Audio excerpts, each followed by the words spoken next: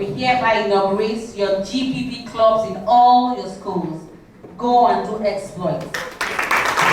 The Office of the First Lady of Edo State, in collaboration with the Edo State Ministry of Education, has inaugurated gender-based violence GBV clubs in secondary schools across the state. The inauguration ceremony held on Tuesday at the John Odige Onyegu Public Service Academy in Benin City brought together dignitaries and students, both male and female, from various secondary schools across the state. Speaking during the event, the Coordinator Office of the First Lady, Her Excellency Mrs. Destiny Opeholo Anani, said the establishment of the GBV clubs was aimed at combating all forms of gender-based violence in schools and communities. She encouraged students to speak up whenever they are touched, inappropriately harassed or molested, stressing that offenders involved in GBV-related acts would face the full weight of the law. We found it very important and necessary to launch the GBV clubs in our schools to sensitize our children, for them to know what gender-based violence and harassment is about, and to make sure that we have a healthy state, healthy adults, disciplined adults, responsible adults. We've decided to start it from this age.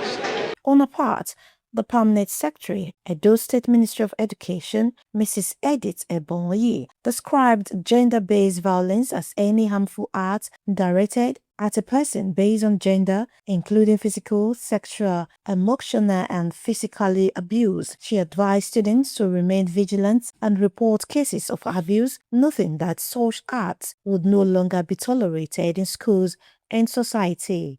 Once we see any case of gender-based violence in our schools, we have to ensure that the students speak out first.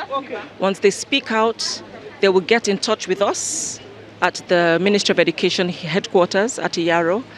From there, we would, do our own investigations, liaise with the Ministry of Women Affairs, and further action will be taken. Delivering a lecture on understanding GBV, prevention and response in schools and communities, the Senior Social Welfare Officer and Gender GBV Desk Officer in the Ministry of Women Affairs and Social Development educated students the dangers of violence and the need to promote safe learning environments. So those are what lead causes of gender-based violence.